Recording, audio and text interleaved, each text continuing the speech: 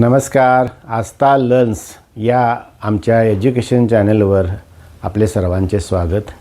आज आपण घड्याळ आणि त्या संदर्भातील सर्व अंशात्मक अंतर आहे, किती वाजता किती अंशाचा कोन होईल, किंवा तास काटा आणि मिनिट काटा परस्पर किती वाजता असतील विरुद्ध दिशेला, अशा अनेक प्रकारचे जे प्रश्न आहेत त्या प्रश्नांचं उकल आज आपण करणार आहोत. अगदी सोप्या भाषेत आणि 4 ते 5 सेकंदात तुम्हाला उत्तर काढता येईल अशा पद्धतीनं.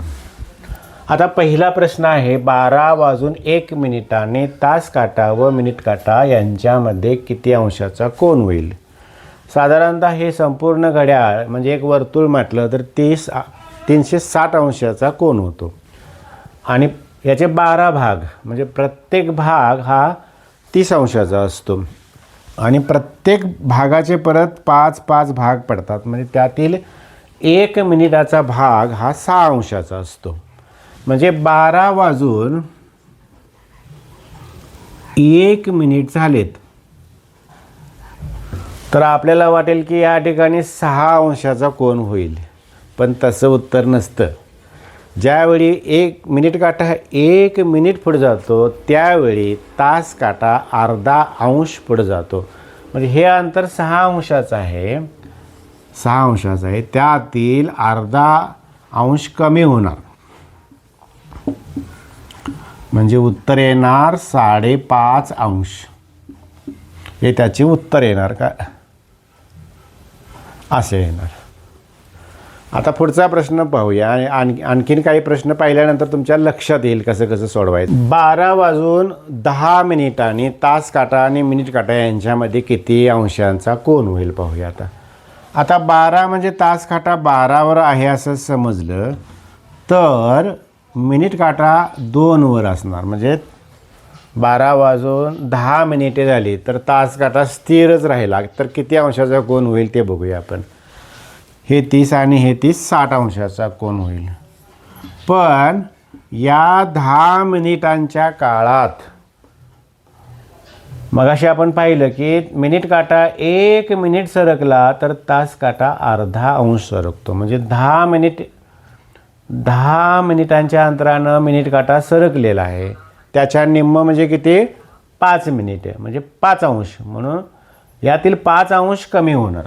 60 वजा 5 बरोबर 55 अंश उत्तर असेल. 12:10 तास काटा आणि मिनिट काटा यांच्यामध्ये 55 अंशांचा कोन असेल. आता आपण पुढचं एक गणित पाहूया. 1:30 तास काटा आणि मिनिट काटा यांच्यामध्ये किती अंशाचा कोन होईल ते आता पाहायचं आपण. 1:30 बरोबर या ठिकाणी 6वर ज्यावेळी मिनिट काटा असतो त्यावेळी 1 आणि 2च्या दरम्यान तास काटा असतो. सरळ हे आता अंशात्मक अंतर मोजायचं. हे इथून इथं 30, 60, 90, 120 आणि यातील निम्म म्हणजे 135 अंशाचा कोन होतो. झालं. समजा यामध्ये असा जर प्रश्न विचारला, 1:35 किती अंशाचा कोन होईल. म्हणजे 35 मिनिट म्हणजे मिनिट काटा इथे आला असा. आता बघा किती घर आहेत बघा, 30, 60, 90, 120 आणि 30, 150 आणि हे 15 किती झाले, 165 अंश. पण 165 अंशाचा कोन होणार नाही आहे. ज्यावेळी मिनिट काटा 30वर होता त्यावेळची स्थिती आणि आताची स्थिती यामध्ये फरक पडलेला आहे. 5 मिनिट काटा पुढे आलेला आहे, त्यामुळे तास काटा 2.5 अंशानं पुढे येईल. तो तिथंच थांबणार नाही, 2.5 अंशानं पुढे आला. म्हणजे यातील 2.5 अंश कमी झाले, 2.5 अंश कमी झाले. 5 अंश 162.5 म्हणजे 162 अंशांचा कोन होईल. असं प्रकारे ही उदाहरणे सोडवायची. अजून भरपूर उदाहरणे आपण वेगवेगळ्या प्रकारची पाहणार आहोत. आता आपण पुढचं गणित आहे ते या बाजूचं घेऊया, मी तुमच्या लक्षात येईल थोडं. 4:40 झालेले आहेत. आता बघा इथंच बघा, सांगतो तुम्हाला. 4 वाजून आता 4च्या ठिकाणी आपण काटा नेऊया, तास काटा तोपर्यंत. आणि 40 मिनिटे म्हणजे इथं आला. अर्थात हा काटा जो आहे 4 वाजताची जी स्थिती आहे त्यावेळी हा 4वर होता. त्यानंतर हा 40 मिनिटे पुढे आला, म्हणजे यातलं 20 अंश कमी होणार अंतर. हे टोटल अंतर जे आहे त्यातील 20 अंश कमी होणार. किती अंतर आहे बघा, 30, 7, 90, 20, 120. 120 वजा 20 अंश,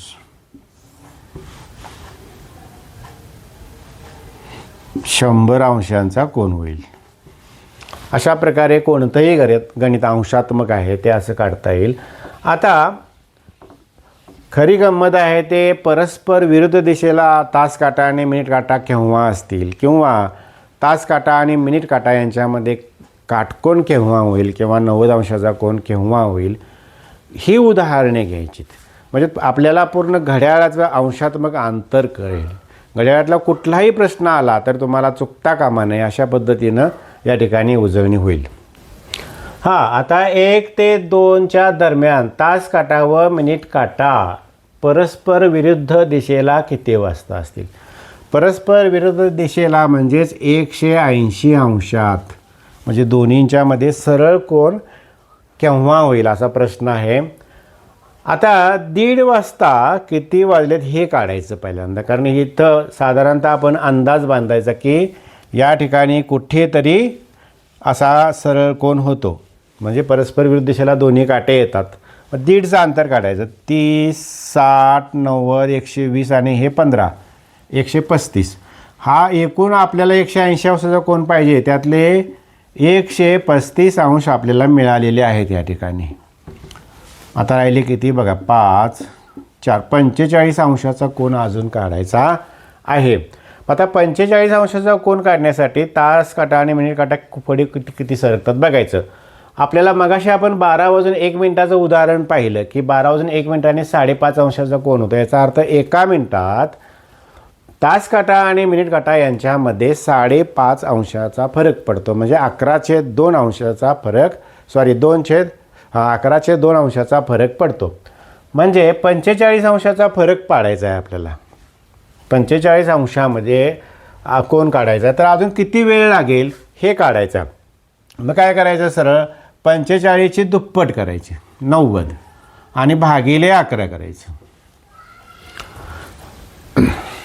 11×8 = 88, उरले 2, 2/11.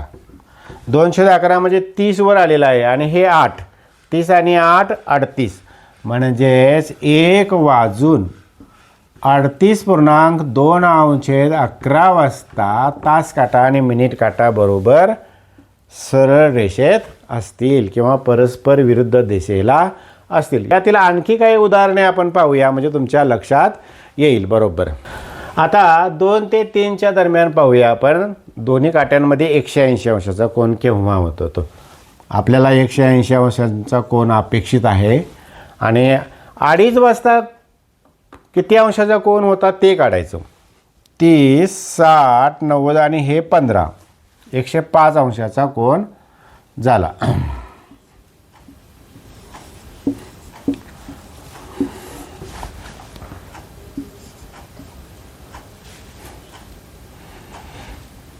पंच्याहत्तर अंशाचा कोन अजून अपेक्षित आहे. मग 75च्या दुप्पट करायचं. किती आलं, 150 आलं. 150 भागिले 11 करायचं. 11×1 = 11, उरले 4, 11×3 = 33, उरले 7, 7/11. म्हणजे इथून पुढे, म्हणजे 30 मिनिटे झालीत, इथून पुढे अजून 13, 30 आणि 13 43 झाली. म्हणजेच 2 वाजून 43.7 मिनिटांनी तास काटा आणि मिनिट काटा यांच्यामध्ये 180 अंशाचा कोन होईल. आता आणखी एक उदाहरण पाहूया. 3 ते 4च्या दरम्यान तास काटा आणि मिनिट काटा या विरुद्ध दिशेला किती वाजता असतील असा हा प्रश्न आहे. म्हणजेच 180 अंशांचा कोन किती वाजता होईल असा हा प्रश्न आहे. तर 3 ते 4च्या दरम्यान आपण एक मनामध्ये ठरवायचं की 3 वाजून 30 मिनिटांनी म्हणजे 3:30 वाजता किती अंशाचा कोन होईल. साधारणतः आपल्याला माहिती आहे की इथे कुठंतरी तो असा होईल 180 अंशाचा अंदाज बांधला आपण. पाहूया आपण. हे 30 आणि हे 30 60 आणि 15 75 वजा झालेत.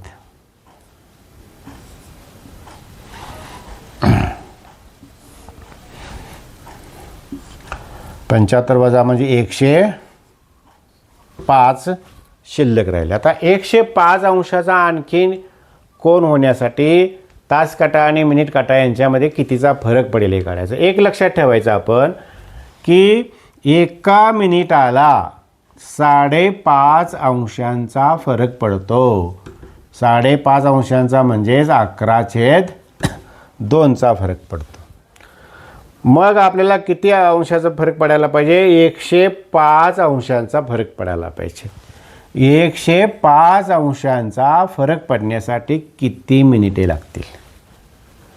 मग काय करायचं. 105 गुणिले 1 भागिले 5.5 म्हणजेच भागिले 11/2 म्हणजेच गुणिले 2/11 म्हणून काय करायचं. 105 गुणिले 2/11 म्हणून आपण मग यापूर्वीच्या 2 उदाहरणामध्ये पाहिलं की दुप्पट का करतो ते. 105चं दुप्पट किती आली 210 आली. त्याला भागिले 11 करायचं. 11 एके 11 1 10 उरले. 11 9 99 1 उरले 1/11 म्हणजे 30 पासून पुढे 19 मिनिटे अजून 30 पासून 19 30 अधिक 19 बरोबर 49 आलं. पूर्णांक 1/11 म्हणजे 3 वाजून 49.1/11 मिनिटांनी बरोबर तास काटा आणि मिनिट काटा यांच्यामध्ये 180 अंशांचा कोन होईल. आता आपण या बाजूचे आकडे पाहिले. आता इकडे काय असेल तर काय होतं पाहूया आपण. म्हणजे इकडचं वेळ असेल समजा 9 ते 10च्या दरम्यान 7 ते 8च्या दरम्यान कधी परस्पर विरुद्ध असतील दोन्ही काटे ते आता आपण पाहूया. 7 ते 8च्या दरम्यान तास काटा आणि मिनिट काटा यांच्यामध्ये 180 अंशाचा कोन केव्हा होईल ते पाहायचं. मग काय करायचं. 7 वाजता किती अंशाचा कोन होतं बघायचं. 7 वाजता म्हणजे 30 60 90 120 150 150 अंश आले. एकूण आपल्याला 180 अंश हवे आहेत म्हणजे 30 अंश अजून कमी आहे. मगाशी सांगितलं आपण काय काय करायचं. त्यामुळे जेवढे अंश कमी आहेत त्याला काय करायचं 2 न गुणायचं आणि 11 न भागायचं म्हणजे याची दुप्पट करायची. 60/11 11 5 55 5 उरले 5/11 जे वाजलेले आहेत त्याच्यात 5 मिळवायचं म्हणजे इथं मिनिट काटा 12वर आहे 5 वाजणार. इथं 5 मिनिटे पुढे जाणार 11 म्हणजे 7 वाजून 5.5/11 मिनिटांनी दोन्ही काट्यांमध्ये 180 अंशांचा कोन होईल.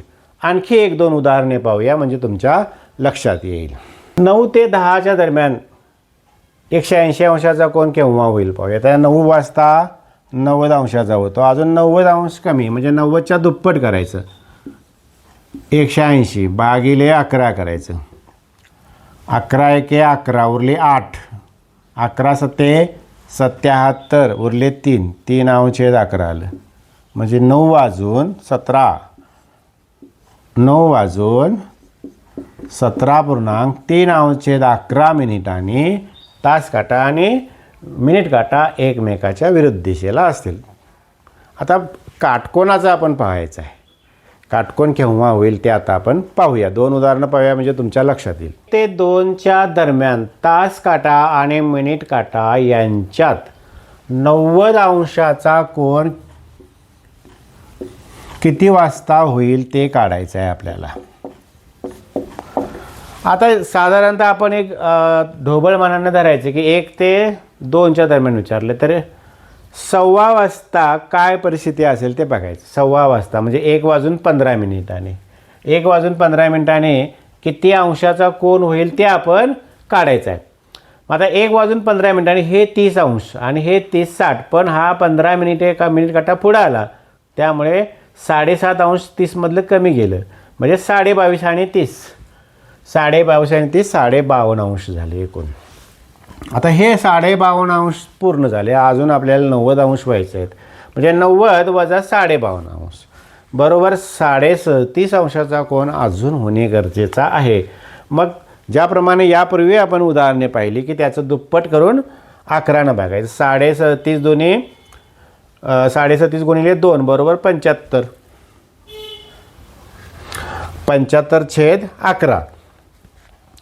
आता 75ला 11 भागल्यानंतर 6.9 अंश/11 आलं, हे 6 मिनिटे झालीत, म्हणजे 15च्या पुढे अजून 6 मिनिटे म्हणजे 21 झालं, म्हणजे 1:21.9 अंश/11 मिनिटाने तास काटा आणि मिनिट काटा यांच्यामध्ये 90 अंशाचा कोन होईल, म्हणजेच काटकोन होईल, असं या प्रश्नाचं उत्तर आहे. आणखी एक उदाहरण घेऊया, म्हणजे आपल्याला काटकोनाचा पूर्ण भाग आणि घड्याळाचा पूर्ण अंशात्मक अंतर तुम्हाला व्यवस्थित काढता येईल. 10 ते 10:30च्या दरम्यान तास काटा आणि मिनिट काटा यांच्यामध्ये किती अंश 90 अंशाचा कोन केव्हा होईल. आता या ठिकाणी तुम्हाला माहिती आहे की या बाजूला एकदा काटकोन होतो आणि या बाजूला एकदा काटकोन होतो.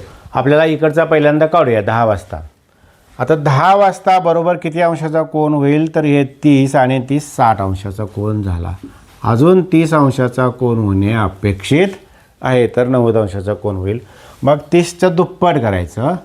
आपण मग अशी 2 गुणिले 11 2/11 होतो गुणाकाराने, तसं 30च्या दुप्पट किती आलं 60 आलं.